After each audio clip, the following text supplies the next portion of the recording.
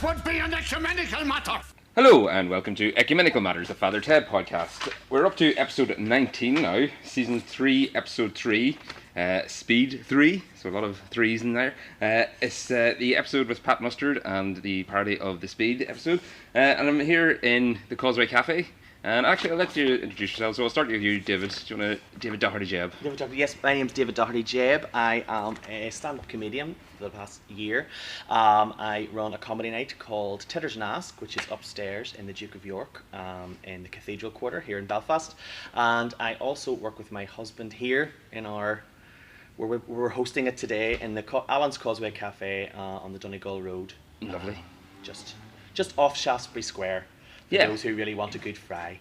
Oh, good fry. Plug ended. Yeah, good fry, good seats with good cushions that are shaped like dead cats. Dead cats. Sure. Oh, they are dead cats. They're not just shaped like dead cats. Oh, they actually are. Yeah, proper taxidermy. Yes, exactly. They don't smell. They smell great. Oh, good. Properly procured. Yes, perfumed dead kittens. And also we have Victoria Armstrong. You want to introduce yourself there, Victoria?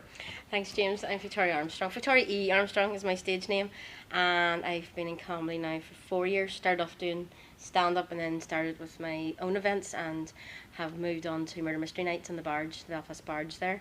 I'm also doing my first ever one-woman show for Belly Last Festival this year on the 4th of October, if I can give that a shameless plug. It's called Frigid. And it is a roundabout way of telling everybody how I lost my virginity to a fridge freezer. So yes, that should be a chilling night of thrills.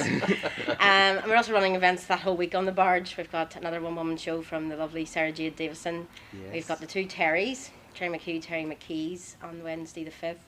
And we have a comedy music night on the Barge with the Inappropriates headlining. Right, and brilliant. Their songs are very appropriate for our comedy nights. And then we have a murder mystery night. It's going to be mafia themed. We've titled it Say Hello to My Little Friend. Ah, very good, yeah. And Scarface, yeah. And then they always have to be innuendos. That's the sort of humour. So if you don't cool. rude jokes, then it's not for you. And then we wrap up the week. We start the week actually on Sunday the 2nd, and we wrap up the week on Sunday the 9th with laughter yoga session. Taken by myself, and that's for the families, young children. There's no humour needed for that. It's all laughter. Exercises from 2 o'clock on the Barge from the 2 Sundays. So, yes. And you've also part of the Belfast Comedy Writers sketch show, which will be on? Yes, I've been asked to direct the Out in the Kraken show. Out in the Kraken, yeah. The worst wee town in the world. That's right, got the best outside toilet. Best kept outside toilet. Runner-up. Best outside toilet in 1987. Yes, that's right. 1987, wasn't it? Yeah. Brilliant, yeah. So that's the sketch was on October 4th. October the 3rd. October 3rd. You're in it. Bloody hell. Yes, and I'm in it as well. David's in it, so... Just take us opportunity to put it in your diary. Yeah. Yes. I will indeed, yeah. Don't worry, I don't think about stuff until like 2 weeks before it's actually happening. But we also want to plug Culture Night, which of course Ecumenical Matters is part of, and it's part of Club Orange's best bits of the festival. So that'll be at that'll be at 4 p.m. to 5:30 in the Fendereschi Gallery. So we're really looking forward to that. Well, it's good to introduce you because we're going to have quite a bit of parish notes. I know everyone's dying to start getting into Pat Mustard, but I do have a few parish notes that I need to get out of the way. The first one was that the Rose of Tralee was on this week. Yes. Do you need to watch that? I used to. I love the Rose of Tralee. It used to be a thing in our house. I remember the years where the girls used to have a tearaway skirt, then they would. So that was the big dramatic. There was a big dramatic reveal of a tearaway skirt, but then they had to change into their hard shoe Irish dancing shoes. And they were like leaning on gay to change their shoes there on the stage. It was just. Never watched it. It's a lovely girl. It's where the lovely girl. It's where the lovely. Take it seriously. It's where the lovely girls has obviously been taken from. So it's so you get like if you have some connection with Ireland. So you might have been so you get like a Belgian Rose, but she was like an au pair for a family in Dublin. But Roses of Tralee actually have come along with, on a serious note, because last year's Rose of Tralee was the year before, was a member of the LGBT community. Right, very good. The reason I brought it up is because my cousin was the Scotland Rose this year. Was she? Did they get a whole? Lovely. Yeah, so only one rose for all of Scotland. Yeah, I guess so. Like I said, I don't know how it really works. You think there'd be a Glasgow one and a Liverpool one and a Manchester one, but you should get one for all the counties in Ireland, and then you'll get like a Texas rose, an Alabama rose, yes, and then Canadian rose. Canadian rose, and then. Well, Blonde did. She sang an Etta James song. Well, that's why she was in, because she's obviously Irish. Yes. Yeah, well, she's from Oma, like, so yeah. She lives in Scotland. Yeah. But you can have, like, say, you're an Alabama rose, like your great grandmother might have been Irish, and so you can sort of, there's always a connection. There's always a connection. Blonde was your cousin. Blonde, yes, and she was great. She sang Etta James. It was a song I didn't know, but she sang it wonderfully. And was she really good? She was, yeah. Blonde who? Because I'll probably YouTube this. Blonde Lochran. Lochran. Yeah. I will YouTube that, because I actually do. There's something more innocent about the Rose of Shirley than Miss America or. Yeah, it's much more glamorous and sort of Oscar sort of glamour rather than sort of the tacky. Yeah, exactly. Yeah, exactly. Yeah. Eurovision. But it's real good. But it's like, but they are real. I know it sounds like they're all real. Miss America are real women, but they're girls who you might know. Yes, exactly. Yeah. The Sydney Rose, who made a bit of a splash this year by with her repeatedly it stand. Yes, that's correct. She did a big article in the Irish Times this week. She mentioned just the backstage things of it, and she said most of it she was sharing Father's Head quotes with her friend on the backstage. But yeah, it just seemed very. Down with this sort of thing. Down with this sort of thing. Careful now. Wash my shoes. Well, she was saying, she knew she was going to be going up there and making a stand. She was getting a lot of sort of hints, don't make this stand. And then she went up there, she was given sort of, well, we're very disappointed in you, but we're going to keep it in. So she was pretty happy with that. I suppose it's RTA, and I suppose Ion Institute and all that, they would probably have their oar in. And well, yes. Repeal 8, by the way, for people outside of Ireland, is a campaign to legalise abortion in the Republic of Ireland. So the 8th Amendment of the Constitution. Funniest Rose of Chile I ever saw was the winner one year. So it was so many years ago, but I can't remember. So there's this like what she had so the winner. She was crowned the Rose of Chile. They had sung the Rose of Chile or whatever the song goes. I can't remember.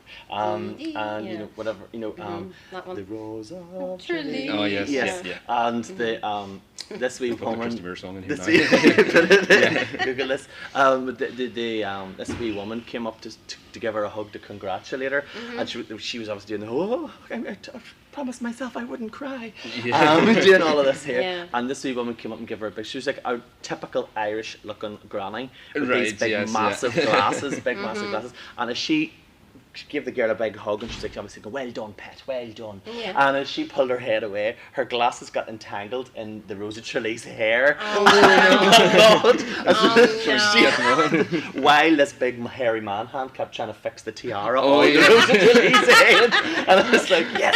Just from off camera or something? Just off camera. So she's all like, beautiful girl, but like a big pair of like big bottle glasses hanging out of her hair, and this big hairy hand. I was like, yes, this big hairy hand of a hairy baby. Yeah, exactly. Yeah, might have been Pat Mustard. Yeah. Enough. But one of the other couple of things, the Radio Times, TV magazine in Britain, asked for the best sitcoms of the 21st century. Okay. And did you see what won? Friggin' Mrs. Brown's Boys. Exactly. Voted the best. I love the fact, right? There's so many. I have to say, I knew I'd get my moment one day. Yeah. There's so many people are like, it's a society. This is society feel blah blah blah. It's not. It's feel good humor. Well, I don't disagree with that. Okay, no. thank you. Continue. Yeah. But no, I laugh out loud at it. It's silly. It's slapstick. It's about everybody can relate to it because it's a family life. Yes. And if people doing it, your man dresses up in the costumes, and Winnie comes round, and your woman was trying to do her bikini line and all that. It's feel good stuff. You watch it. You've had a crappy day at work. You've had a crappy week. You stick on Mrs. Brown's Boys, and it's just you don't have to think about it. But the thing is, when you look behind the scenes, because obviously now with comedy, I know from any show, the amount of work that has to go in behind the scenes. But he travelled for years. That was a stage show. Yeah. So they had time to tweak it, perfect it, before it even got to TV.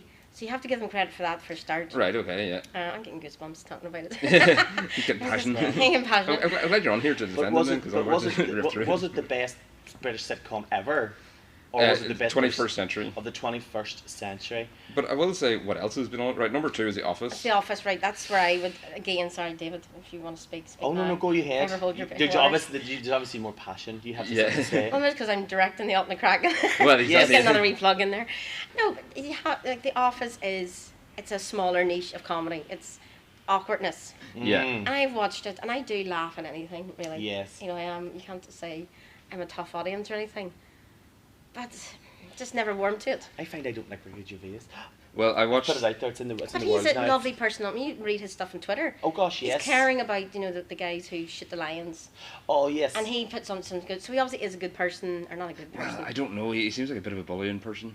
I don't know, But he's like one of those people, like, do you ever see him in a lineup? You've got like people like Jerry Seinfeld and Louis C.K. and they're all like, I can't remember what program, it was like a late night talk show, and Ricky Gervais was there, so you had all of these very lauded, very experienced, famous comedy writers who have done their own sitcoms and things, and he's at the end, and sometimes he's a bit like, you know, like the aged at school that they've let sit at the table. Yeah, right. Okay. Do you know? Yes, the class clown and syndrome. he's like, oh, and he's laughing so much at everything, and you can even see them going, "Jeez, Jerry." Yeah, do you know what I mean? Yeah. Like, Ricky, it's not as. Yeah. It wasn't as funny as that, Ricky. Yeah, exactly. Reel it in. It's alright. A big cackle he does. And then obviously, remind me what the third one was. You have the third one? Well, the third one was Peter Kay's Car Share, which I didn't think was that popular, but Mrs. Brown's Boys is undeniably popular, so Yes. I'm not surprised it came first. But I do think there's stronger contenders, even on the top 20. So number 2 was The Office, and that did change sitcom quite significantly when it came out, whether you like it or It not. has done away with laugh tracks and live studio audiences. Exactly. And, Yes. it has Yeah. done, like, whereas like And it was Mrs. also Brown's realistic. Boys has a kind of callback throwback, to yeah. 80s Yeah. and 90s comedy. Well, Yes. I watched the David Brent film in the cinema the other night, and it was fucking awful. No, I can't. It was do absolutely like. I went in there with Ash, who's teched on the podcast for a couple of times. He was looking forward to it because he's a big Brent fan, and I don't think either of us laughed the whole time after the first 10 minutes or so. Because everybody knows a David Brent, don't they? Well, yeah. Maybe that's what makes it funny, but an equal parts There's the awkward and sadness. enough. Yeah, there's Yeah, sadness if with you it. work in that environment, yeah, you do sort of run into that type of person. Some of but- the best comedy is quite tragic. If you think about, like, Well, Peter Kay. Then the first of 3 Graham Linehan shows, Count Arthur Strong, which I haven't watched yet. It's the newest one he's done. Okay. But I didn't realise it was that popular either. Then 5, the IT Crowd. I would have thought that would be higher. IT Crowd is very good. yes. Again, it's a silly humour. Yes, exactly. Yeah. And Yeah. and then at number 12, Black Books, which I would have thought would be higher as well. I would have thought that would have been higher. But like the top 10, the thick of it, Gavin and Stacey, Miranda, Raised by Wolves, which is Caitlin Moran. Which is very funny. I haven't It's very seen funny. it. And Outnumbered, which is the family one. Outnumbered's very good. the See, first that'd 3 be popular, series. yeah. Outnumbered's very clever. Yes, yeah. Until And the the kids, children there. Until the kids got to a certain age, and you're Yeah. like, no, it's not funny that you're a They bit of a know cheeky now, bitch anymore. yeah. You're just cheeky. You're not funny. I And mean, the voters voted, so well, exactly, yeah, exactly. get over it. Yeah, they got over it, but I'm gonna put my I'm the con to your pro for Mrs. Brown's Boys. Go on, let's I articulate it, yeah. that's it. I don't like it. Yeah. For the very reasons that you like it. Because I think it's very lazy joke writing, It's because it's low hanging fruit. Yes. Yeah, and they'll go for the easy joke, and sometimes it's a wee bit like, is the joke always based on an old woman who says fuck?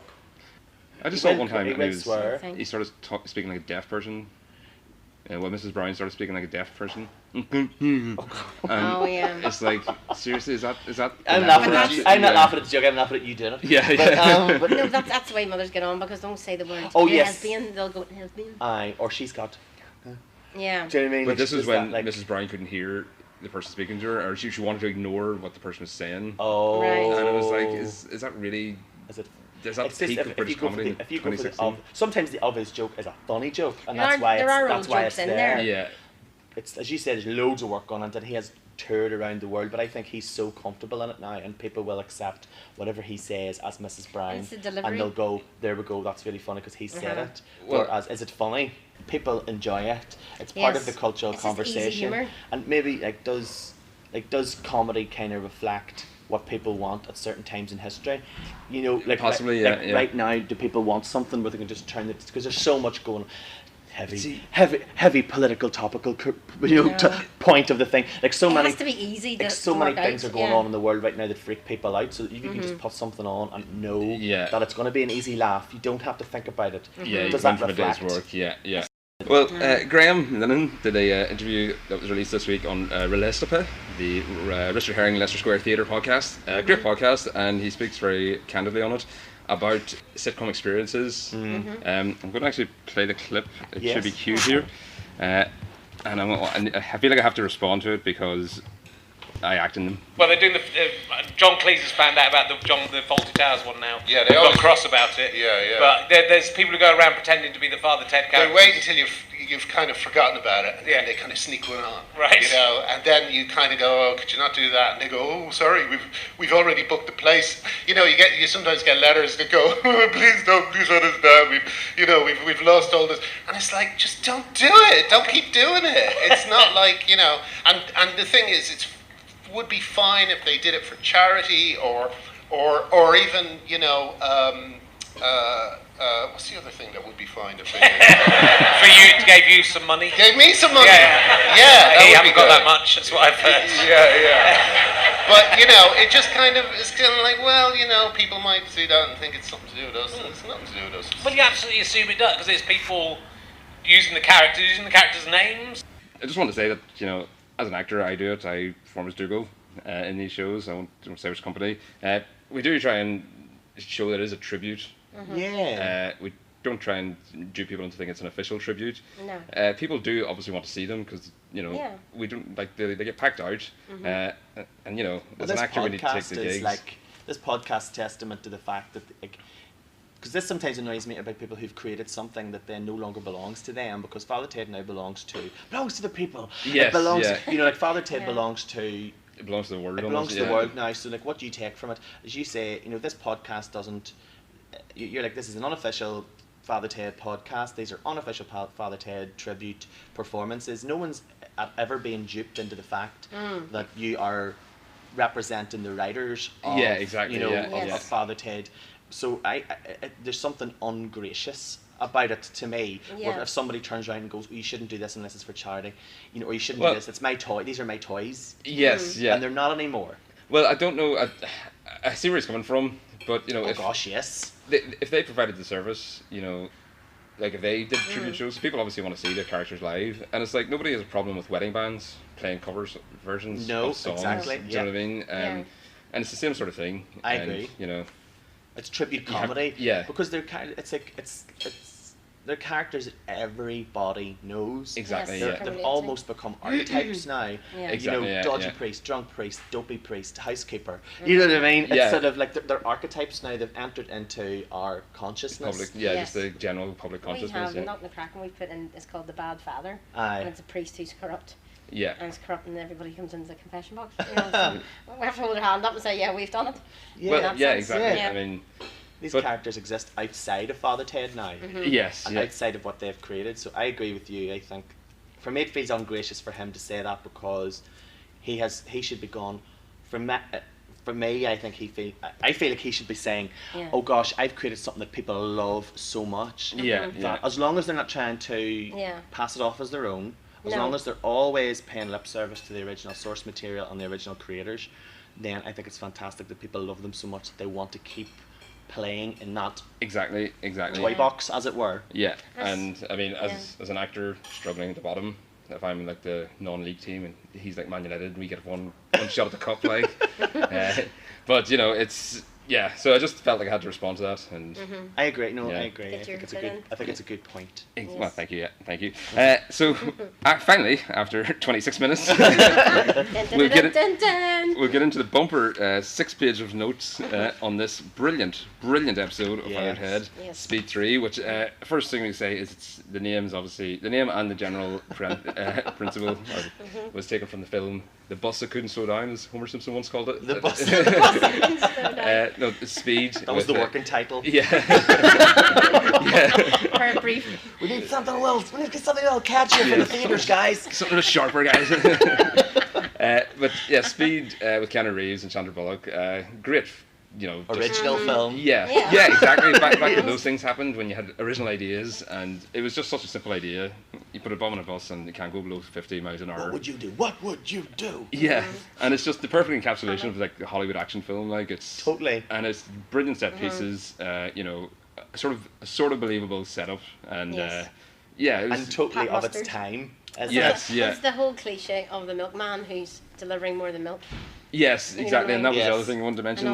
That was a bit of a cliche of the British sex comedies of the 70s. The Randy Milkman, and so they were playing tribute to that as well. Cultural note: Whereas in cultural note, whereas in the UK and Ireland, we'll say, oh, who's he? Just like, like a child that doesn't look like his mum or his dad. Yes. Who's he? Is he the milkman? So that joke. Yes. In That's Spain, me and my family. I am actually the milkman's daughter. You are the milkman. So my dad was a milkman. But the other three belonged to him as well. So. In Spain, the But stereotype. I do look different. So. In Spain, the stereotype is the man who delivers your gas canister. Oh, right. Because they're it's that sort of like what man is in and out of your house. Well, this is true. With permission. With phallic objects. With big phallic, because like, most people live in flats, and so a lot of people have, especially in the 60s and 70s, people had that gas canister. And you just put it onto the oven, sort of. Yeah. And so that was in Spain. It's that the, so if it was Padre Ted, hot mustard would be a Cala gas. Yeah. Cala gas delivery man. Pedro mustard. Pedro. Well, there's a great song by Ugly Kid Joe. They're a 90s band. They're sort of the copycat of Guns N' Roses, but they're playing the Limelight in November. I'm going to see them. But it's called Milkman's Son, and it's pretty much about the same idea.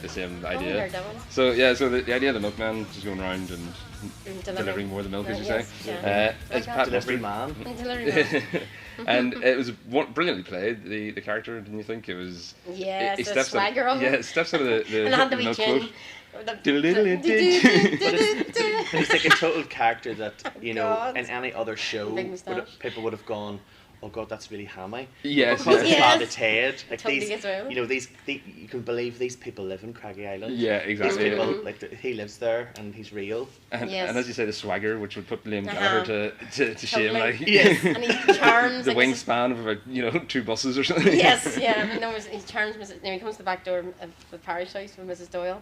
And he says, can I speak to Mrs Doyle? And she says, I am Miss Doyle. And he says, oh, I thought you were Marilyn Monroe. And she's like, she's all flirty. And you see this whole new side. The virginal Mrs Doyle. And then he hands her the 2 pints of milk and she says, oh, great, we're running low. And she opens up the fridge and there's a stack cram full of all these milk balls. And there's all this flirtiness going on. And you just see this whole side of Mrs Doyle. Well, exactly, yeah. Because you haven't seen anyone show affection to Mrs Doyle or even attention, really. Is this the inspiration of, this is the motivation of all the frigging cups of tea that she makes throughout all the series? It's because she's got all this like back catalogue of milk. Well, she has to get through really quickly. Yeah, to keep Pat coming back. Yeah, it's been going a long time, like so. Yeah, it's been going a long time. Yeah. Did not get arrested then. What happened was that Ted chased him. Well, Ted followed him up. Yes. But basically, Mrs Doyle was besotted with him. She was. She spent a lot of tension, I think. Who could deny his wily charms? Well, that's right. He had a massive tool. He did have a big tool. Yeah. And I've never seen one that big myself. It's like, what size are his nuts? Mrs Doyle had to use both hands to keep it off the ground. Well, exactly. It's dissolved into the ponds already, Victoria. We're into innuendos. We've got to get used to in this episode. But yeah, so there's so Mrs Doyle, and you see her wee look as well when she's trying to hide the fact that she's got the 2. She needs more milk, or she says she needs more milk, and there's just a little. So she hides it in the fridge. Yeah. And she does it again when he gets caught. And she comes up, she sneaks one of the photographs away from beside the man. We'll get to it in a minute. Yes. But just the little silent little grab of the photograph just to take it away. Yes. Because she just if you think about even though she's this totally outrageous character, I think that her performance is best in the way asides and the mugging and the little eye movements. Because if you think, did you think back to the time when Father Ted first came out and the first time you saw Polly McLynn out of makeup and out of character, and you went, oh my god, she's only about 18. Yes. Comparisons are. To her character. And the same with Father Jack. When you see him. Yeah, he was so clean cut and everything. Yeah, and his voice was very. Proper, if you want. Yeah. That lovely pronunciation. Yes, that's supposed to. But her performance is all in those wee moments, those wee, and it gives you, as you say, it gives you a glimpse into Mrs Doyle when she, who is Mrs Doyle when she's not in the parochial house. Who is she? And this sort of gives you an idea of who she is. She's straight laced as maybe. Aye. Well, I think she's very repressed. Yes. Yes, and definitely. It's sort of blossomed now in this episode because Pat's, as you say, she's showing him a lot of her. He's showing her a lot of affection, intention, and flirting with her. Yes, exactly, and she's probably never had that since she was maybe 16 or something. And so she's been. And Mr Doyle was trying to have his way. Yes, yeah. What does he say? There's one with the Just can you imagine father just standing over your man, holding his with his lad out, waiting to degrade you. And you know, can you imagine that father and Father Ted has a sausage on his fork? Yes, Mrs Doyle. Yes, breakfast ruined. Yeah, brilliant. But yeah, so Pat comes in his milk float, and he has some bumper stickers dotted all around, such as Young Banger. Yes. A tattoo design, or what looks like a tattoo design of a sort of Hell's Angel motorcycle club with a sword through his heart. His snake boots, his snakeskin boots. Yes. His shit happens sticker. Yes. And milkmen do it on your doorstep. That's it. I knew there's one of the milkmen do. And when Dougal took over the milk float, the do it was taped over with duct tape because Dougal couldn't be degrading himself that way. Yes. Yeah. But Ted comes in. He starts shouting at Dougal. Dougal was maybe manhandling me a wee bit. And he comes in, he's actually covered in baby sick after judging the baby competition. Oh, yes. It took him a good while to clean that off. Like, he was sitting there with the baby sick all over him for a good 10 minutes of the show. He's a man who has done nothing for himself since he probably joined the seminary. Yeah. Do you know what I mean? He has done nothing for himself. Yeah. Think about, like, for somebody to do it for him. We're Mrs. Like sort of how much they depend on Mrs. Doyle, because you just know that she's going to be scrubbing that out of his priestly blacks. Yeah. When he throws it into the wash basket. It was his red vest top. Was it over his red vest top? Yes. Yeah. But you know she's going to be the one that's scrubbing it out. Yeah. You know.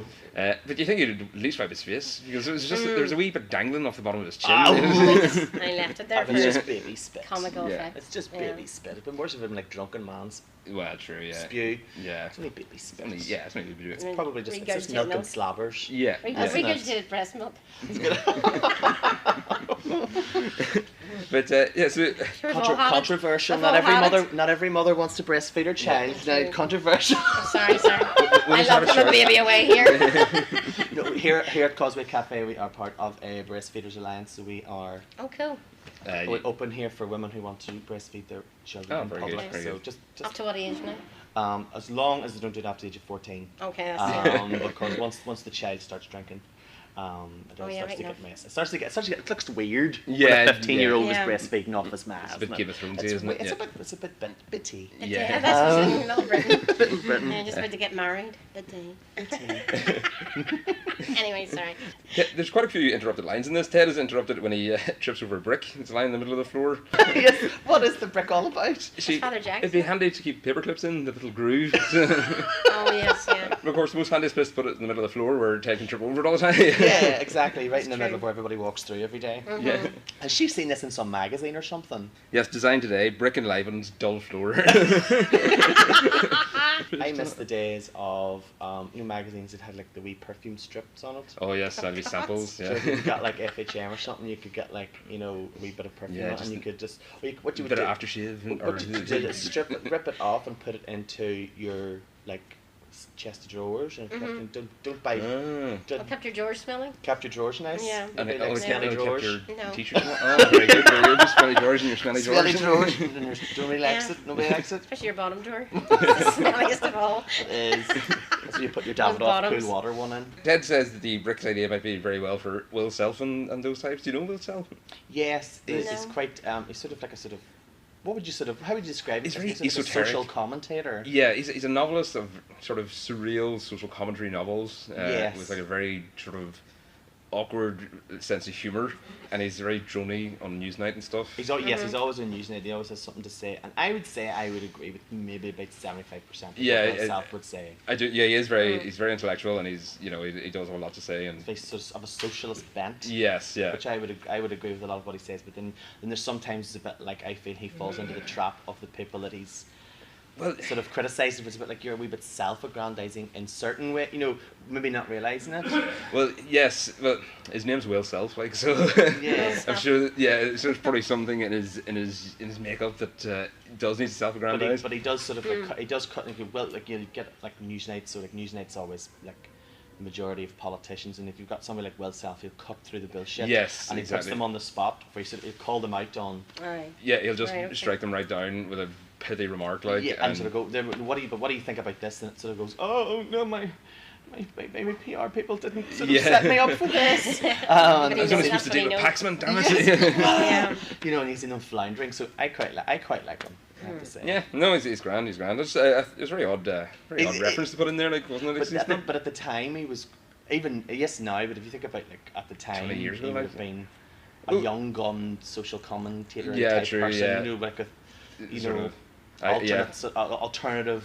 What would you call it? Because if you think about it, you're right in the middle of like you're coming to the end of a really long conservative stretch. Yes, yeah. In the government, and so he would have been quite a loud socialist voice at the time. Right. Okay. So yeah. if you think back to the time, I suppose that does make sense actually. Yeah. So he would have been, sort of young upstart. The joke is, always so alternative. He'd probably put a brick on his floor. You can imagine living in Shoreditch with yes, bare brick walls and stuff, and bare brick walls. Just all he lives on is cigarettes and gin.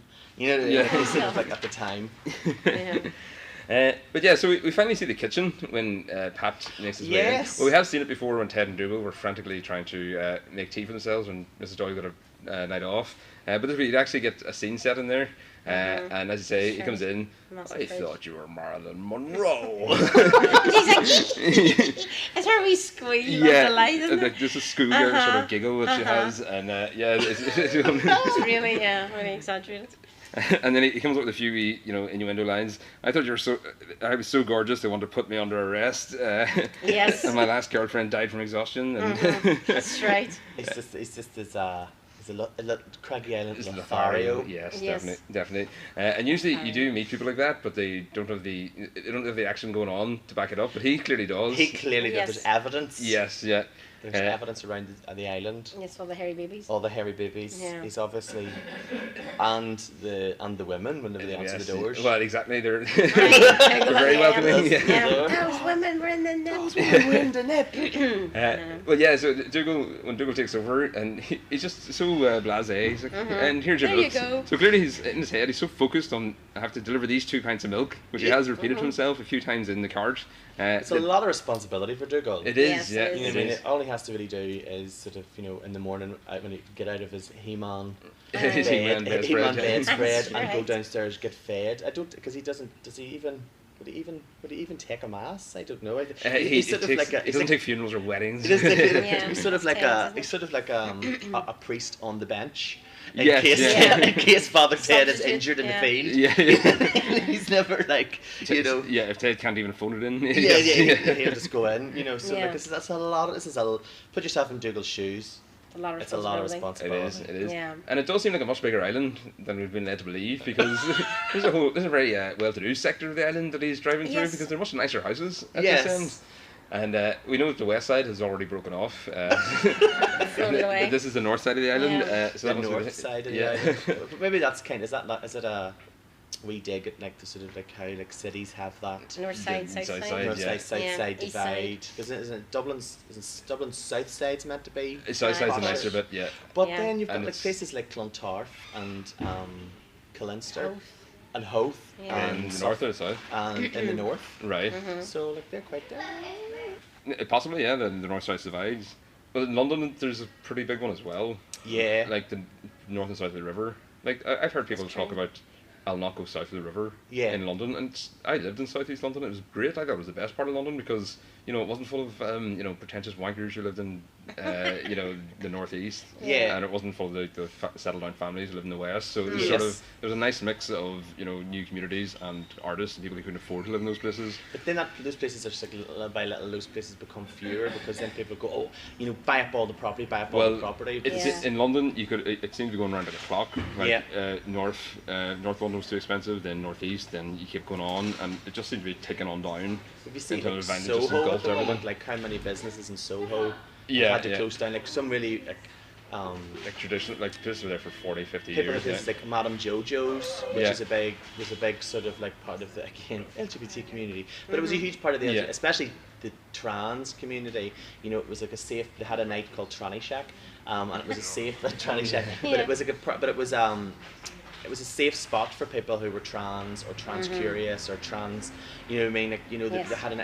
Well, that was the whole of Soho, really, wasn't it? Yeah, it was all, but they had like a, and of course there are other places because like London's so big, but that was simply because of greed. Yeah, You know, and the rents were put up so high that people can't. Yeah, well, exactly, and there was other places as well, like Raymond's Review Bar, which is a strip club, but upstairs from there, Paul Merton and all those guys were doing their first improv shows, and that's where they got kicked off. So like there's real comedy history around that area too. It's all been wiped out. The music around there, like the rock and roll swinging 60s around there, all those buildings have been taken over by Starbucks the West End, you know, so there's like everything that like.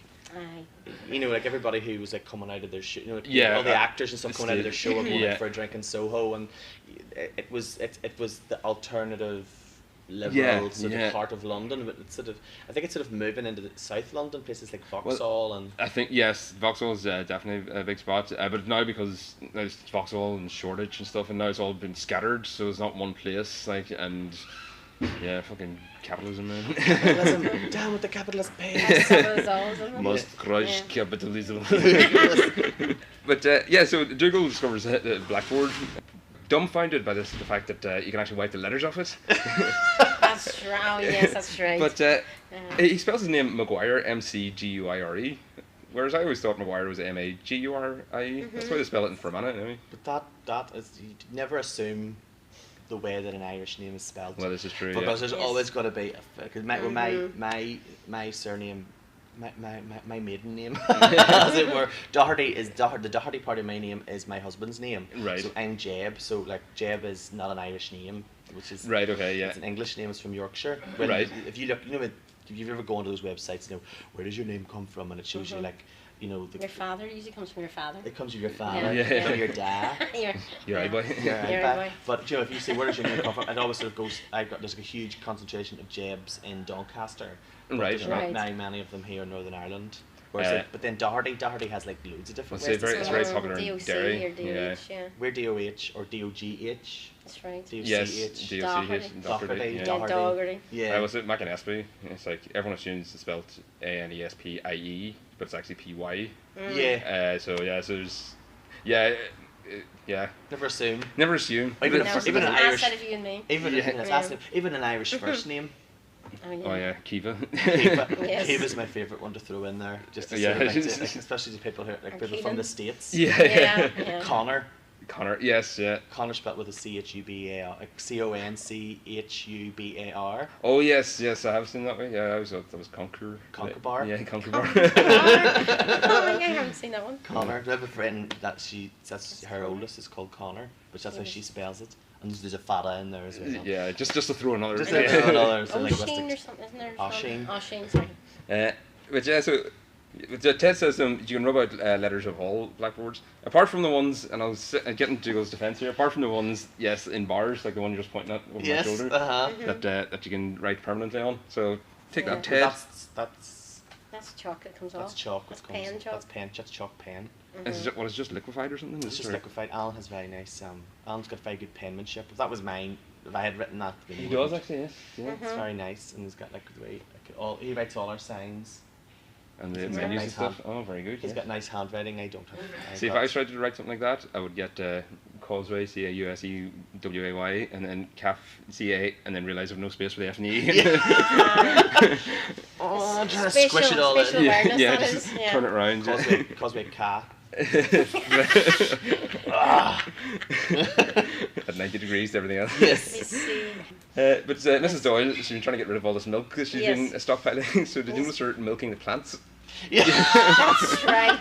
That is going to stink the place out like in about 2 days. As a person who is lactose intolerant, it would have been terrible for me. God, right. I couldn't have been in the parochial house at this point in time because it would I would have like, no, Mrs Doyle. Could Mrs Doyle have understood that? You know, a tea without milk? Yeah. Would that be against her code of housekeeperliness? Well, at this point, she was making milk without tea. Yeah. She was like, a wee dash. Yeah. Just a wee dash of... Is there any tea in it at all? Could I get a wee dash of tea in my milk? That would be great. She always makes tea. Why she never makes it coffee? Well, see, coffee never really landed in Ireland at that point. Oh, had it not? Like, coffee only is... in like Dublin and like the coffee, you know what I mean, like fancy schmancy places. I've noticed coffee sort of implant itself in Irish culture Well, certainly in my sort of... Well, we have older, like here in the cafe, we have maybe older gentlemen come in and would ask for a coffee, and so now you ask, what would you like? Would you like a latte? Would you like a cappuccino? And they're just like, when can I just have tea or coffee? Yeah, exactly. You don't want all these things. They just want a spoonful of Nescafe in the bottom of a cup, and they do. That's just what they want. They don't care that you've got like some sort of roasted, Yeah, and it's like tea. You can get herbal tea. You can get all the green teas, and the only way I can just ever distinguish is just give me builder's tea. Builder's tea. Oh yes. We don't exactly what it is. I do like Alan likes tea and I like different teas, and when people stay over at our house, and we'll say, listen, just you tear away in the kitchen, stuff in the fridge, there's stuff in the cupboards, just you help yourself, and we always get a text message the next day, where's your normal tea? We've got like Earl Grey, peach tea, raspberry tea, green tea. Yeah. I don't even know what this tea is. Ordinary tea. The builder's tea. We've got one of those ones where you put the flower bud in the bottom of the water. Oh yes, I have seen it. You leave it in the water and it all flowers out. And so I haven't seen that. So it's actually like a head of a flower at the bottom, is it? It's like a Right. That's very artisan, yeah. It's like Japanese. It's a Japanese idea. Right, so okay. But it doesn't work. It doesn't work if you stick it in your old mummy's teapot. Like, Yeah. you don't get to see. You have to have a see-through. You need to have teapot. proper china cups. And like we'll sit on the floor in our dressing gowns. And will it to open. Yeah, will it to open. But this is quite nice. And then you. Well, so I was going to say, do you reckon Mrs Doyle embraced all that? But she did have tea for. Fuck, I've forgotten what it was now. But she'd have rabbit's tea or hamster tea. Oh yes. But is that just maybe her, was that maybe her, like everybody needs to have a tea? So she's got. She has to. She has one. she got Ramster or Habit. Yeah. Hamster or rabbit tea. Hamster, rabbit or Do you know what I mean? Think of Ramstein. Ramstein tea. Oh God, that would be tea that makes your back of your throat really sore. Yeah. Your phlegm. But Ted notices something is afoot with the hairy babies, as you've mentioned, and something is a foot. Something is a hairy foot. Yeah, something is a hairy foot. Very, Lord of the Rings sort of habitsy. All these hobbit babies. Yeah. But he says he's pointing them out, and he goes, "This baby's, mustache, and this baby's." He says sideboards. My granny says sideboards. It's for I don't have them now. Sideburns. Yeah. Sideburns. But yes, my granny says sideboards. I've never heard that before, but I thought that was a bit of a mistake. But there you go. Yes, she does. And then whenever I heard sideburns, I was like, what? And then I realised actually no, that's what the rest of the world says. Right, yeah. Because my granny has sideburns in the kitchen. Well, was I telling you? As we were talking about like grannies and things that people say and like weird. I don't know. Was it me and you talking about it the other day? And my granny used to say things. Like, she just gets things slightly wrong. Right. So it's like it's mostly right. And so you can maybe get the idea of what she has said. So like, my granny will say things like, she used to say a thing like, like such and such was a lovely girl when she was young, but age fades the ferret. So we would all go, what does that even? That obviously does it have some sort of like strange folkloric etymological root in ferrets. It's like fade and ferret is like a alliteration. Fade and the ferret. Yeah. But my auntie, what she meant to say was my auntie then went off to university and she said this in conversation, and people who lived, I'm from Lurgan, so that's the number one red flag that you know what someone's saying is completely linguistically incorrect. She was saying. Spade was a spade. A spade was a spade. A spade is a spade unless you sort of call it a spade or something like that. I don't know. Right, okay. A spade. A shovel. A shovel. Yeah. Let's call a spade a shovel. Yes. But this whoever it was says to my auntie, April, age fades the ferret. What does that even mean? She goes, like over time. She goes, I think you'll find it's age fades the fairest. Oh, right, the spinnerism. Like age fades the ferret. This is completely wrong. Yeah. Right, it's like Chinese whispers. Yeah, she has heard it, and my granny, she'll go, no, age fades the ferret. It does. It also fades the It does fade the ferret, but I was good that somebody corrected her.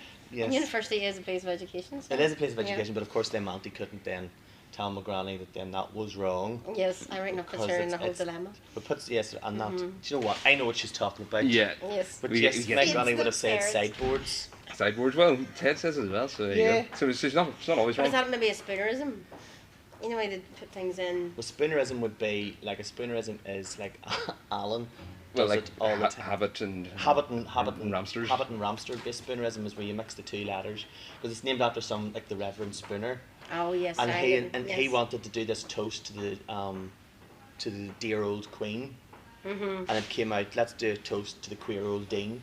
And it came out. Oh yes, sorry. Or I'm like getting, if you. I'm getting mixed up with the other. And the two Ronnies do them brilliantly. The Yes. Spooners, Spoonerism The is whole like, thing. yeah, sort of because Alan, he does it. It's not a pure spoonerism, but he went in to order. Alan's my husband, so anybody listening to this sort of like, you know, can then piece it together. Who's this Alan that keeps being mentioned? Alan's my husband. He's in the show. He is in the show. He's here. He's in the background making. He's not in the background making tea. He's at home where he should be. Away In the kitchen. In the kitchen. God love him. He's a very good cook. But he orders, and he can't even say it properly now. You know, like a battered sausage supper. Right. He asks for a bastard sausage supper. So the kids go, can I get, can I get a pasty, and can I get a tin of Coke, and can I get, and a bastard sausage supper. And the person's like, at the end of the phone, she's like, why is he being so aggressive? Why is he being so rude? I'm quite happy to get him a sausage supper. Like. Get me a bastard sausage supper. You bitch. Yes. So he does it all the time. Yeah. But Mrs Doyle thinks that Ted's a wee bit jealous of all the attention she's paying to Pat Mustard, and there might be a hint of truth to that remark, because he does. It's that remark that sort of sparks her into going into his detective mode. Because why does he care so much? Yeah. For him to then go and sort of blow the whistle, as it were. Well, not even blow the whistle, to go into a full mission. Investigation. Yes. With private investigator equipment. It reminded me of. Did you ever see the Gene Hackman film, The Conversation?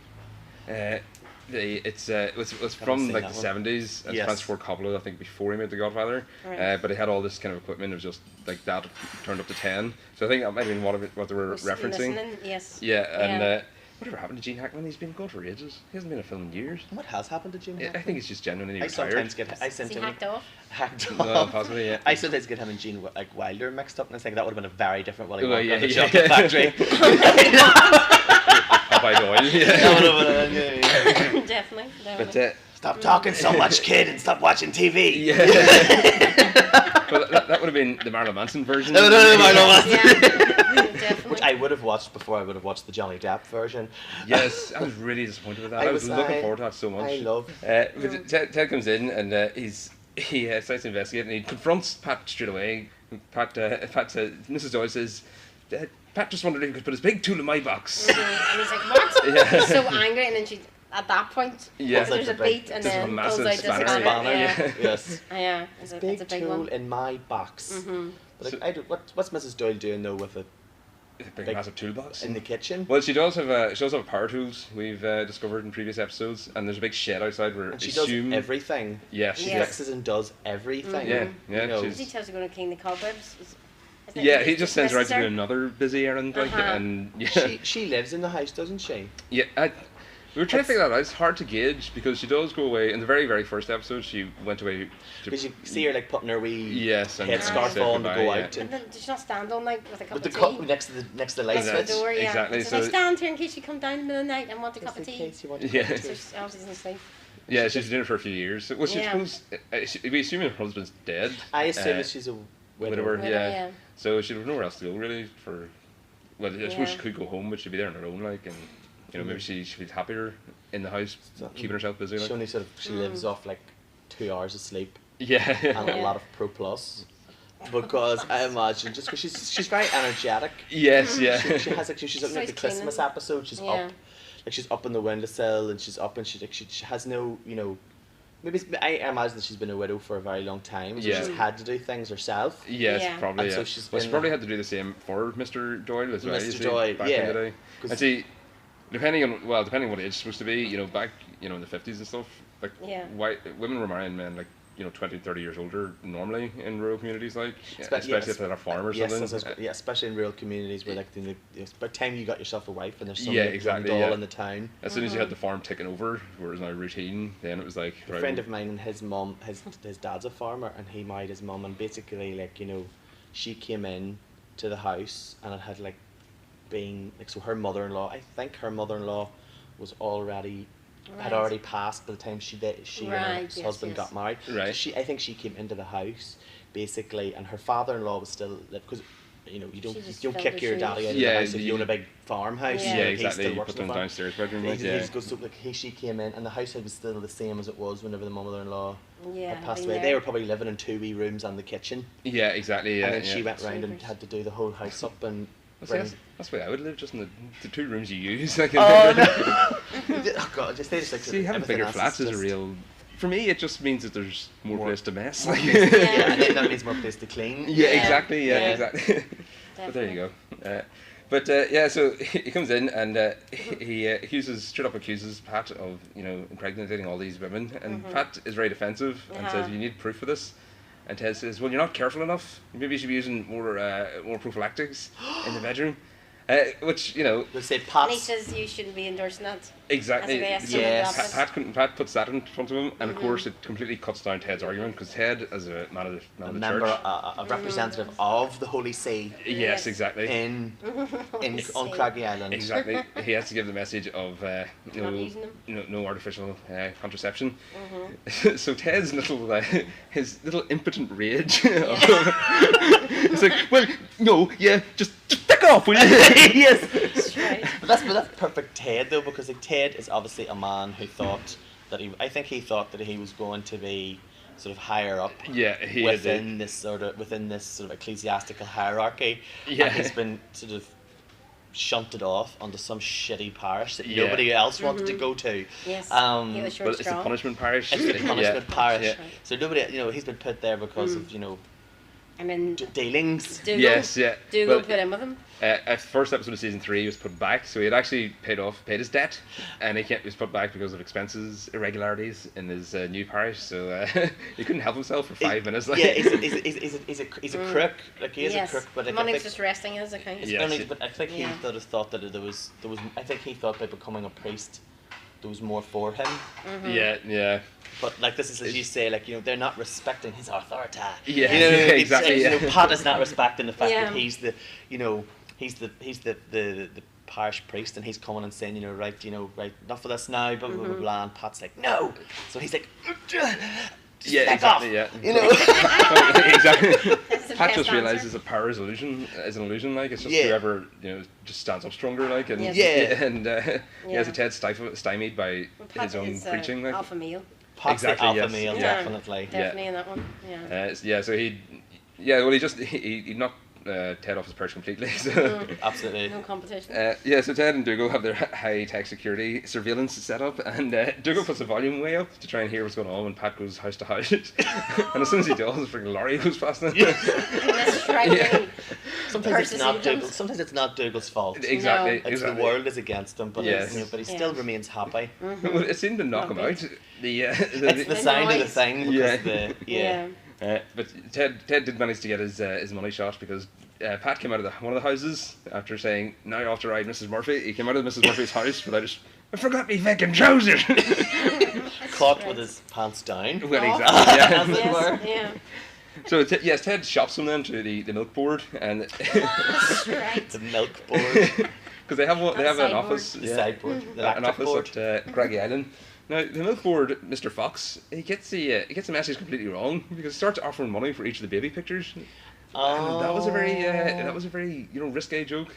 That he was saying, £2 for that, and £2 for that, and £5 for all the rest. Yeah. And Ted, he thought it was some sort of transaction for these pictures, but but I sort of understood it to sort of mean that, like, is he trying to, like, buy the evidence? Oh, okay, right. Them, yeah, that's what I thought. Was he buying the evidence off the sort of, like, off him to sort of protect the sanctity and the trust? Milk, if they're getting serviced. Because they're obviously like they're obviously like, this is like the biggest thing. This is like the closest thing that Craggy Island has to, like, big corporation. Well, yeah. So this is like the dirty politics it's behind the corporate image. Yeah. The milk board. It's got total territorial control of the island. Like, this island that, as you said before, seems to be bigger than we ever thought it was going to be. Yes, exactly. Yeah. There's an extension somewhere along there. Built on reclaimed land. They knocked off the sort of more craggy bits in the north side, and they built an extension on. With EU money. But back when Ireland was getting shitloads of it back then. This was during the Celtic Tiger years, so they could afford it all. Europe, the EU was just pumping money into Ireland back then, just building up all them roads. I remember going down south, and like it'd be pebble dash for miles, miles, and it'd be like a barely a 2-lane road that would host a tractor, and of course there'd be 10 tractors on it. Like, Yes. Yeah. And this would be the main road down to Navan. Like. Do you remember getting like people? So it's so weird to think that like people born in like 2000 and things like that won't remember punts. Yeah, exactly. Like, they don't Yeah, remember. yeah. Like, do you remember going down and sometimes you'd come home with money and sometimes you would lose money because the punt would sometimes because be a they wee change bit it. stronger. Yeah, Yes. yeah. And you would get like, you know, Well, Yeah. do you remember the punt coin? It used to be so satisfying to like flick. massive, Yes. with the big dolphin on the back of it, or was it a big pike? Yeah, it was. Pike. The Was big it pike. pike? Was it a pike? I thought it was supposed to be salmon and knowledge. Oh, that would make sense. What was it? Do you know why they called it a punt? That's how you say pound in Irish. No, it's rhymes with bank manager. Oh, right. Simon slang. I know. Bank managers eternally hated. Yeah. Well, back then, yeah. Even Back. pre-2008, Well, even more now. we hated Even them. more now. Especially in Ireland, yeah. Back then Yes. it started. Yeah. But they're going through a pretty difficult. Well, they're about to go through a big expansion, the milk board, because they've got all the milk surplus of Croftonia coming in. Croftonia? Yeah. Oh, of course, because it's like all the It's all the EU wall, san- yes. Yeah, all the sanctions. Like you can't create too much. You have to sort of. Is that? Well, there's the thing in Quotas, Ireland. milk quotas. Yeah, Yes. there's quotas, yeah. Yeah. But there was thing in Ireland had a massive butter surplus, and they had to start giving away butter to the rest of the EU because they just had mountains of it. Like, But is that not the saying? Like mountains of milk and butter. yeah, Is it not like some sort of? well, I think I don't know if it was. Well, there definitely was a situation where it's happened. Like, and it's only within the last 10 years. It Like, was like a yeah. saying where like they were sort of sitting on stockpiles of produce because of the quotas. They couldn't couldn't flood the move, market. yeah. So Right. therefore it would bring the price of it all down. And then, there's but too then much. if you look nowadays, like you know, here in Northern Ireland, like dairy farms are suffering because they're maybe making 3p off a litre of milk. Well, exactly. Yeah, You know, yeah. and it's Well, you sometimes go in and it's like 59p for 2 litres. It's like. that's great for when- us. But who's Yeah, when Tesco take their cut, when the delivery company take their cut, when the dairy take their cut, Yes. what's left for the the farmers? farmer? There's nothing. Yeah. And then Yeah. but then they're all pleased as punch and they're you know like the photographs of these weird people. Yes, yeah. We make sausages. yeah, For yeah. Tesco. On the side of the Waitrose milk. Yeah. Yeah. We begrudge them it. But Dougal, so Ted has been shot with Pat Mustard to get sacked, Yes. and they realised they need to get somebody in to deal with Northern this surplus. Northern Irish parlance, he's touted on him. Yes, yeah. You see, Absolutely. He has Graft them up. He has Yeah. he's touted on there'll be graffiti daubed on the walls. Ted is a tout. Yeah. Yes, it's out. Again, another quick tangent. A friend of mine had like French friends over, and she didn't understand why they had like two out. yeah. Everything. You know, Oh, two yes. means everything in French. Like why are they saying like everything in French and then out? Yeah. And they were like, no, that means something different. Maybe now." that's a great anarchist. All the politicians out, everyone out. Oh, two Two's out. But I remember seeing like the choppers at out. And I don't want to speak too loudly because I know where we are. But I don't know which side was dubbing it or whatever. But I always wondered what choppers actually done to. Well, this is because where we are for listeners, where we are is on the cusp of Sandy Row. Yeah. But we get like people come and they're coming to we'll have like American people or French people or Spanish people or Canadians and they're coming to Ireland. Yes, They don't exactly. necessarily know all the things going on, so they're maybe sitting in here in our cafe and they've done something during the day and they've all bought tricolour flags and they're wearing them around their shoulders. Oh, yes. And that's all. And I'm within the cafe. We're like, listen, but like, if you're gonna go out of the cafe, Make just sure you go don't- to the right. Yes, As soon as yeah. you walk out the door, don't go to the left. And it's just, it's sort of like a sound. Well, one is. Paddy's Day, I brought 2 Brazilians who I knew in London, came over to Belfast, and they stayed in the hostel. This hostel. Oh, they stay next door? Yeah. This is well before I knew you, like, but yeah. So I sort of lost contact with them over the course of the day, as you do on Paddy's Day. But I couldn't contact them then when I got back to London for like 3 days. And I was like, Jesus Christ. Are they all right? Well, they were staying in here, and I knew the bar across the road was like, the other side. And Yeah. I was like, do you reckon they went in there and maybe got themselves in trouble? Like, and these things went through my head. It turns out his battery just had failed and he forgot his charger. So So it was all. Alright. I think that Still okay. I think sometimes if you go in and if they think, obviously it all depends on who's in and who's there and what type of. But I think generally they'll just sort of like in the bar. turn them on their heels and send them out rather Right, than yeah. give them any trouble. Yeah, 'Cause, yeah. It's sort of just go out. This is our bar for local people. Local people. Nothing for you here. Yeah. There's nothing Republican for you here. Or Brazilian. Brazilian. In that case. Anyway, Dougal takes over the milk run, Yes. and he's really excited. He doesn't want to be a priest anymore. Oh, thanks for reminding me. Yes. But he's sent off as a little child on his way to first day of school. Oh, not in front of Mr. Fox. And it's just so like there's just a parental sort of relationship between Ted and Dougal that it sort of comes out in little morsels like that. It's true. And Dougal's getting his instructions from Mr. Fox. He says, "Now you better get on because the milk might go sour, unless it's UHT milk, but nobody wants that because it's shite." That's right. And that's true. I hate UHT milk. Yeah, It's it's If you go abroad, Things you get in the hotel rooms. the wee tiny The capsules that are so inadequate. Like, But like if you go need to two places of like them, like- France and Spain, like they only have UHT milk. Oh, do they? Like the only you go, they don't have like we go and there's like a whole big section Yes. of milk with it. All their milk is like boxes of UHT milk. I just like. And maybe it makes sense in a really hot country Aye. because It's hotter But they don't climate. seem to have fridges as much as they don't think as we would have. Like, they don't think they do buy tend more of the stuff fresh, I suppose. Yeah. they buy more fresh stuff. Yeah. And there's more. I'd say it's probably changing, but like Well, my only experience is like I went to a holiday home in Bordeaux with my cousin's family, Blonna's family actually, back in Scottish when I was, Rose, yes, 2016. Exactly. Back when we were about 8 or so. So Yeah. I don't know that much about the culture of France, but yeah, they don't like this. Like you go into the supermarkets, the hypermarché, it's all UHT milk. So Mr. Fox was right. yeah. Well, not here because we like a good proper Strathroy, like good cream milk. But Ted trips over the brick again, and this time it's because Jack is dragging it behind him on a little makeshift leash that he's made because he's now decided to it's adopt. his pet. He makes it into a pet. Yes, yeah. So he's. Yes. I love my brick. I love my. It's the perfect pet for Father Jack. There's Yes. no cleaning it. There's no upkeep. No cleaning it. Well, yeah. It's like And if he forgets it somewhere one time, you can just give him another brick. it'll probably still be there when he goes back to get it. Like, Yes. yeah. No Mrs Still Doyle left with it. paper clips in it. Yeah. Yeah. Yeah, exactly. Yeah. That was his. But it's still his brick. Yeah. Yeah. But he discarded very quickly though. Did he throw it? It's sick of brick, and as we face on him like when he's fed up with the brick, and yeah. I think sometimes when you just think about it, like you think Pat Mustard or the Milk Float are two separate episodes. Exactly, But it's yeah. actually two. It's actually the same episode.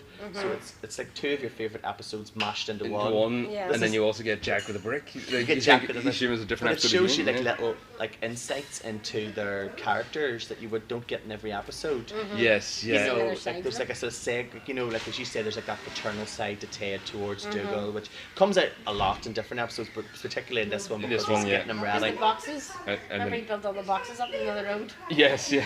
It's like, I'll help you, and he's putting all the boxes to the side, and Ted Dougal thinks he's going to hit them. Yeah. But he gets it lifted at the last minute. Well, that was a big action movie cliche when the Yes. car speeds through the boxes. So what he does is he moves for some reason the boxes are in a triangular formation. He just recreates a triangular formation in the other lane of the road. Yes. So then the ones on the other side have to deal with this now. Apart from the fact he just drives through himself anyway. It's the, as you say, it's the action movie cliches. Like how Yes. could you? But I think I read up. I was reading on about this episode, and the writers were basically like, how could we make like another? Because like, Speed 2 was famously awful. Yes, on the After cruise ship. Yeah. It was so bad. Like, let's do it Yeah. on a cruise ship. Yeah. What? 'Cause we can't keep that fucking. Just aim it into the Atlantic. You've got plenty of time to think. Yeah. Yeah, You know what I mean? exactly. You'll be You fine. get all these people off in the lifeboats and just throw them the other way, like. Yeah, we're gonna blow up Yeah. a whole boat. Yeah, this is gonna be fine. Just Yeah. Titanic in a whole different way. It's Titanic. Yeah, And bad taste. it's shit. Well, Shit-tanic. Yeah. It sank like the Titanic as well, financially. Boom. But it just went down. But yeah, but like they were sort of thinking to themselves, how could we make another sequel that was even crapper than Speed 2? But they failed in the fact that it was better It was than 10, Speed 2. 20 times better, yeah. Yeah. It's such a much. It was so much more entertaining. Yes, exactly. Yeah. And he goes over, he gets the needle's just about to hit 4 miles an hour, and then Ted says, "Are you going 4 miles an hour?" "Not yet, Ted." And then just puts the throttle to the metal and just brings it up above 4. He's speeding down the Yeah. road at 4 miles an hour. Barreling down the highway. Yes. Yeah. Yes. And he put the brick. That's where the brick came in handy. Yes. He put the brick on the accelerator to keep it at 4. Yes. And The brick was a Chekhov's gun. yes. Yeah. Mm. Chekhov's gun. So What's explain the Chekhov's gun then? Chekhov's to gun the listeners is, and correct me if listeners. I'm wrong, is if you introduce a gun in chapter 1, it must be fired by chapter 4. Right, yes, okay, right. So like if you've introduced an element, there's no point talking about like, and he had a gun on the table, if it's never going to be fired, if it's never going to be... There has to be a use for it. What's the point of the storyline? Exactly. Everything has to mean something. Well, this episode and the episode I just released today, but they were so tight, every line it meant something, like every line added to a segment later on in the show, and every little element just came back, and just all the callback humours they were saying.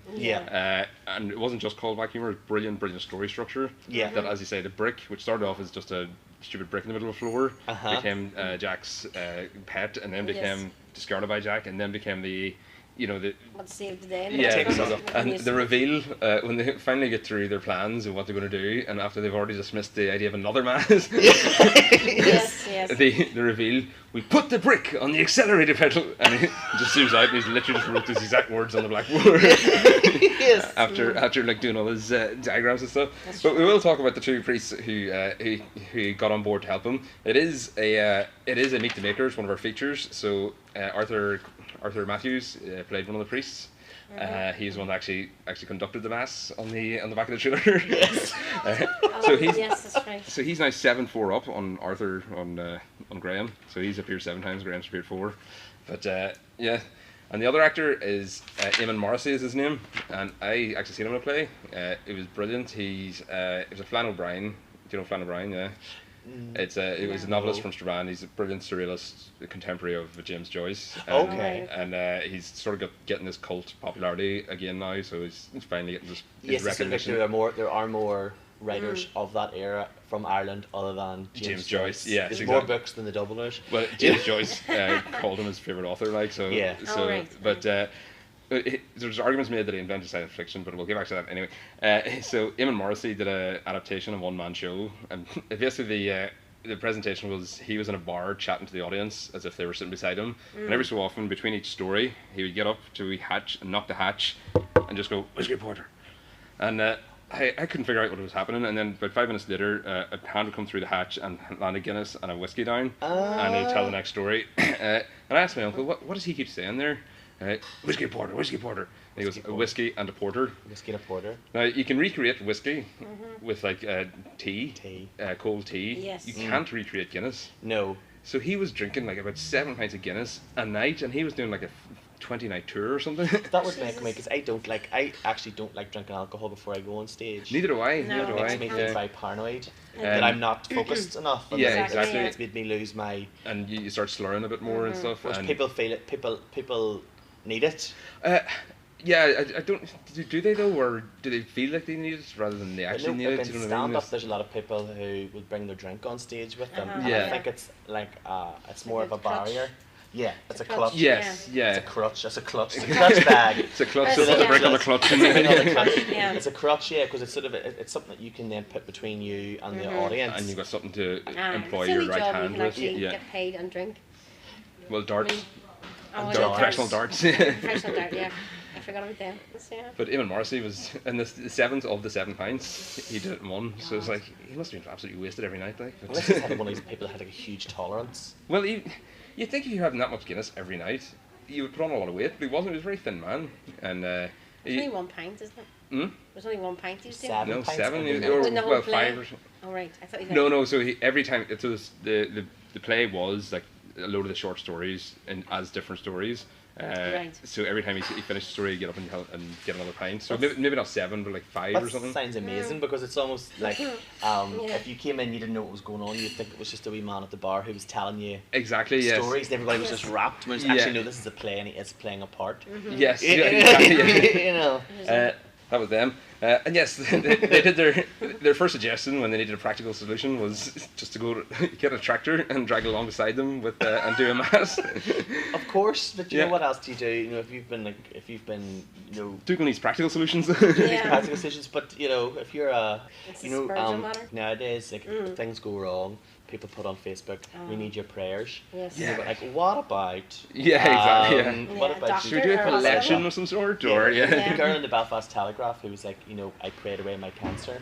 And you're like, that's great that you believe that. However, it's almost a huge fuck off to all the doctors. Yeah, exactly. And, you know, and all the tens of cancer thousands of pounds of NHS funding. That, you are just totally forgetting about. So it was purely prayer.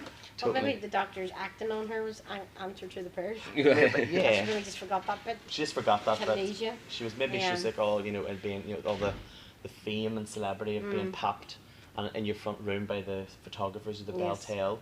Yeah, well, this is true. Yeah, yeah. You get your like Dane paper. And she stuff. forgot. Yeah, you know, that she had also been going on a 18-month, you know, chemo and radiotherapy. She gave the interview, but the journalist or the reporter sensationalised it. That the Telegraph does a lot. It's become a very seedy paper. This is not what I said. Under its new editorship.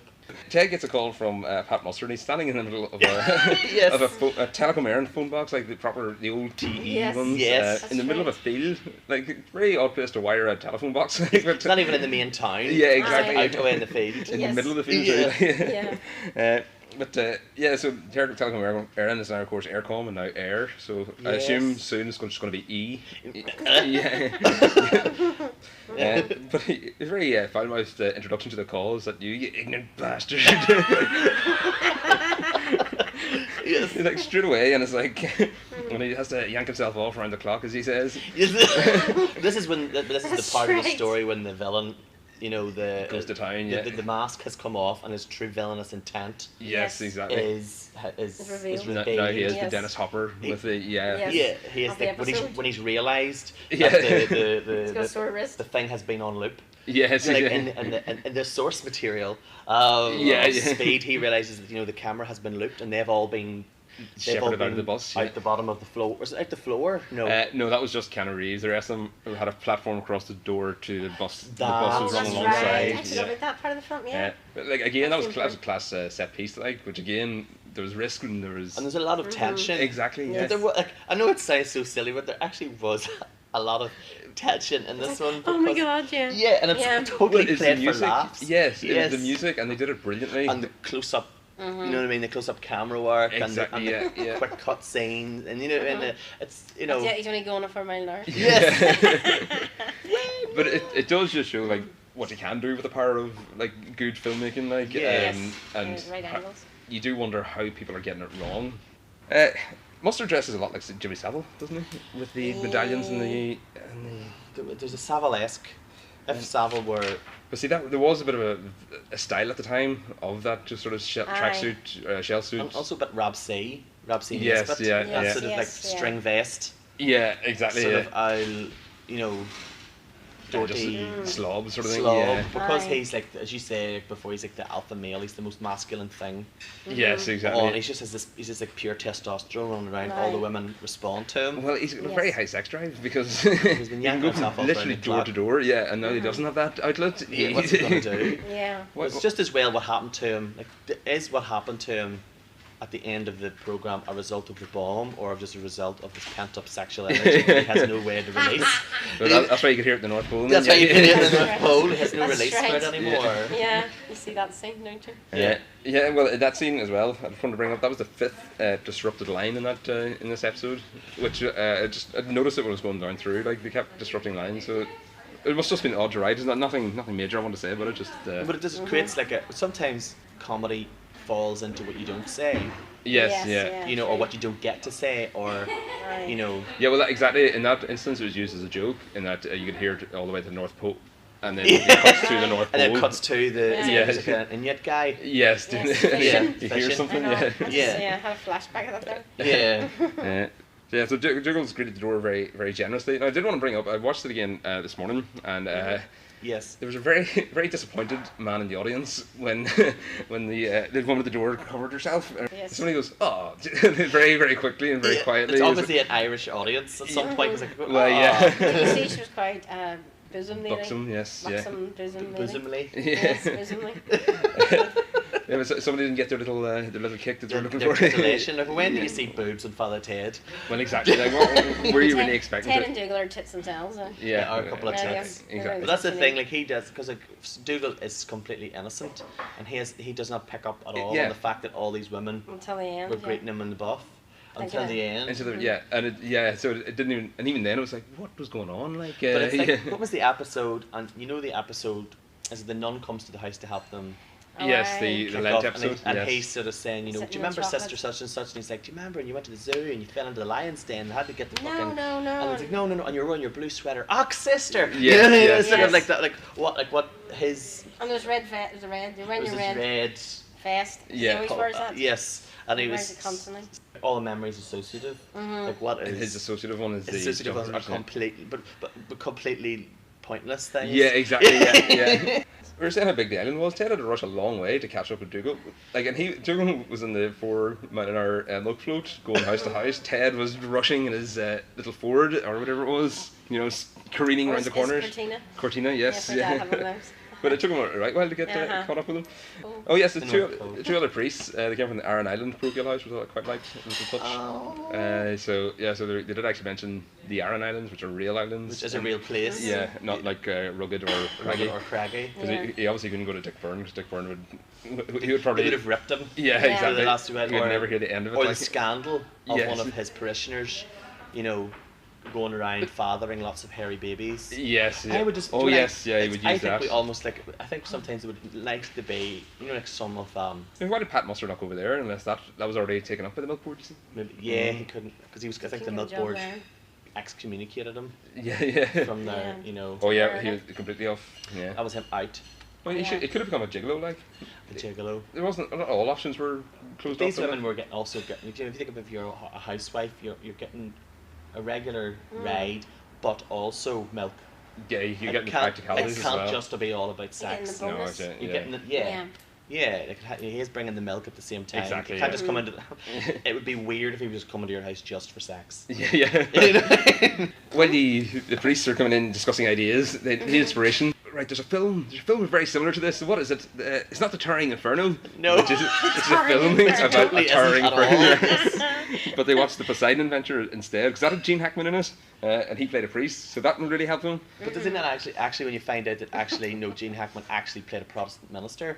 Oh, did he? It was actually a Protestant minister, because there's another line where they sort of go, and he didn't even do a mass. Yeah, he didn't even say mass. He didn't even say mass. But it's like the episode is called Speed 3. Yes. We are automatically, as an audience, brought to the idea that it's a total rip-off of / parody. Yes. Affectionate spoof of Speed, and they're like, oh, what's the movie? What's the film? The Poseidon Adventure set on a. But maybe is that then like a sort of then also backhanded thing, because the second Speed was possibly, yes. They're like thinking of the second one. Yes, yeah. They're so crap that they're not thinking of the good version. They're thinking of the crap one that was Speed 2. Yes. Yeah. Well, the Poseidon Adventure and the Towering Inferno have to go into our film club. Film. Yeah, the film club. But Speed won't be able to, of course, because they didn't watch it. So, they didn't watch. Yes, they didn't watch. And one little thing, did I mention the do it on the sign? I did. Oh yes, I did mention the that. tape over the top. That do it on your doorstep. And yeah, so it'd been censored for Dougal because he didn't want that. But did Dougal censor it or did Ted? Well, that's the question. I don't know. That is a question, actually. Well, Dougal would know to. Dougal probably didn't get it. Yeah. No. Yeah, he wouldn't know what it was. Does he mean like leave it on your does he mean like deliver your milk? Yeah. He takes it literally. Yeah.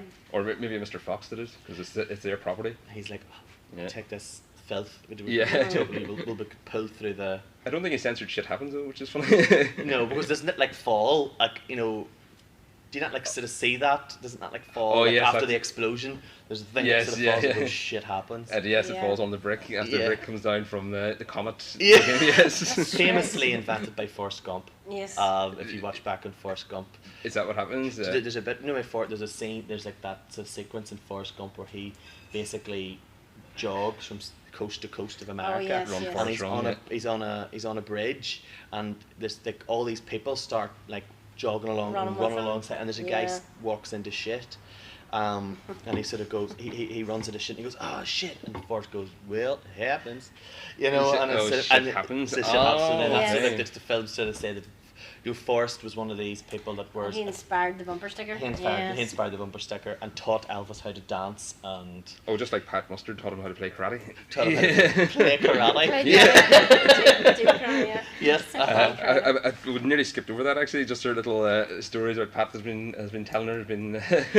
I love that. She played karate. Played karate was obviously that's the proper term if you are a karate aficionado. And well, when she was telling that, and it's all like she was so besotted, and she was like writhing herself all over the back of the sofa. It's like, There's this repressed sort of sexuality of Mrs Doyle.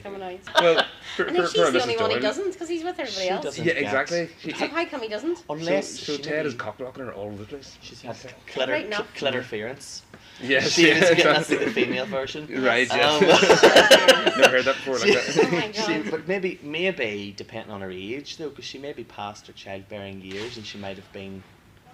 That doesn't stop her. But that's what I'm saying. Maybe there's no, because other women, the proof in the pudding is in their hairy babies. Oh, the hairy babies. So maybe she is past the childbearing, so she's able to have her way without the complication of a hairy baby. I think she's still in the stage where she was looking forward to it. I think so too. Actually, I think she never got her. Yeah, exactly. She never got her right. Even if the opportunity came up, I'm not sure she would have went for it out of sort of sheer sort of repression. She maybe wears like a picture of her husband on a chastity belt. Probably, down her pants with also a Sacred Heart. Oh yes, or something. I have Jesus. Down her pants or something. Yeah, just sort of like. I imagine her to be like far more. She was a person who, if she had been born a man, she'd have been a priest. Yes, yeah. Yeah, the same episode with the author in it.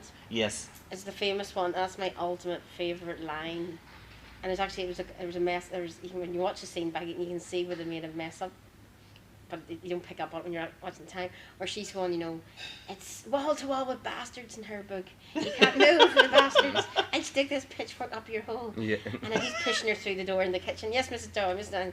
And they actually pulled the door the wrong way. Right, yes. And they're starting to laugh, and then Ted was on the verge of laughing, and they got the door pushed the right way, pushed her through, and then she says, and right beside me was another one. Yeah. So she's giving out to him about this book being all like another 50 Shades of Grey. Yes, 50 Shades of Priest. 50 Shades of proper priest black. Yes. Not very, very, very, very, very dark blue. Very dark blue, yes. But that would. So there she is giving out about that, but yet when Pat Mustard comes along and puts it in her face. Yes, just like a wee giggly schoolgirl. Exactly. Of course, yeah. Complicated. I think It's good for the goose. It was good for the gander. I think she needed a goose. I think that's the problem. I think that was what the problem was. Yeah. Mrs. Doyle never got her way. A cardigan in her shoes and her clothes, But Pat, that's what the beauty of Pat for a woman living on Craggy Island was. Well, exactly. She didn't discriminate. That's true, actually. Yeah. On what a woman looked like. Exactly. Yeah. Exactly. It was all about the free love. She had a pulse, and she regularly paid her milk. Yeah, exactly. Well, that's it. He had a great business model going there, because obviously they were all buying milk. That's what I was saying earlier. I think the milk board were covering him up. Okay. Yes. Yes.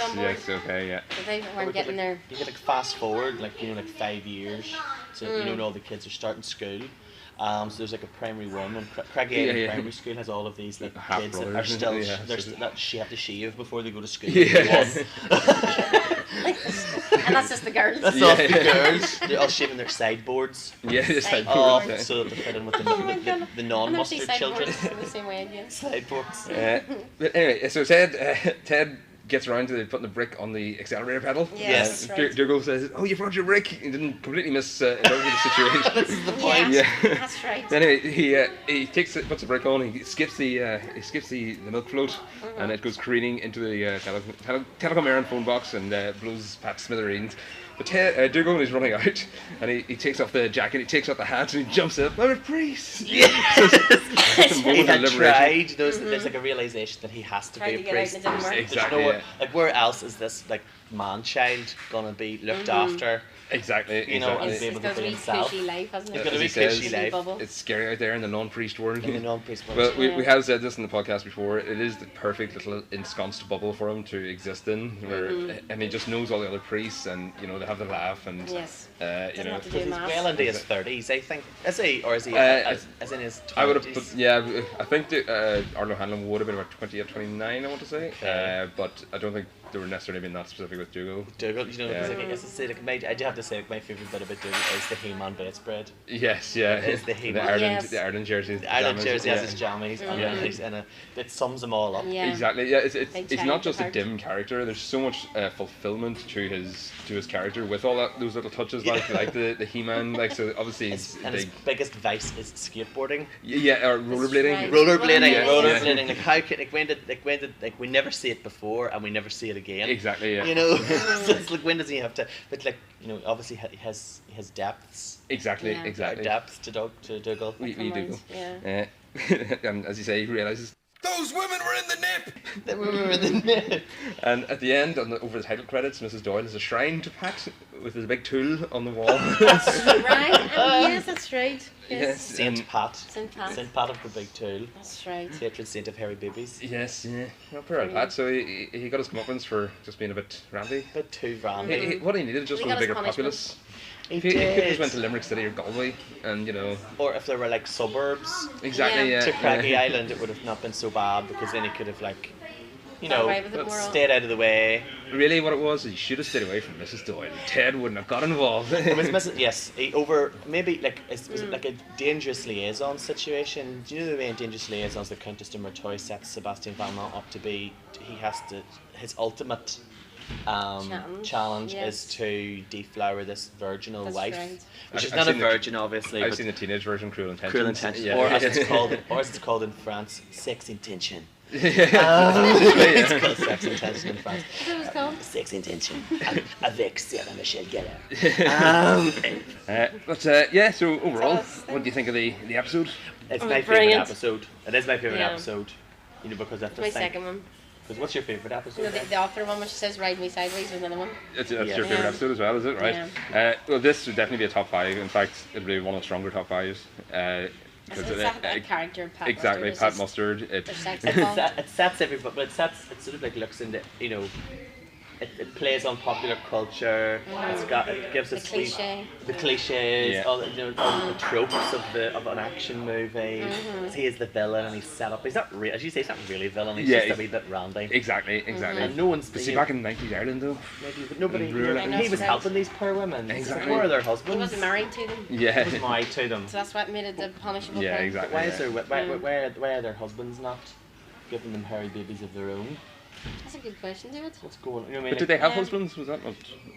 Or maybe they were lonely housewives. Lonely housewives. Desperate housewives. Although they were family houses, to be fair. So. Do you know, like, why are these women living on I see maybe they're empowered women. Yeah, exactly. Empowered women who didn't care. He had the money. They got enough money to pay for 2 pints of milk and and a nice bungalow and a nice bungalow in the northern suburbs of Craggy. Yes. Yeah. And the husbands were just at work on the mainland. On the mainland for the whole week or something. Yeah. Working the rigs. Their oil rigs.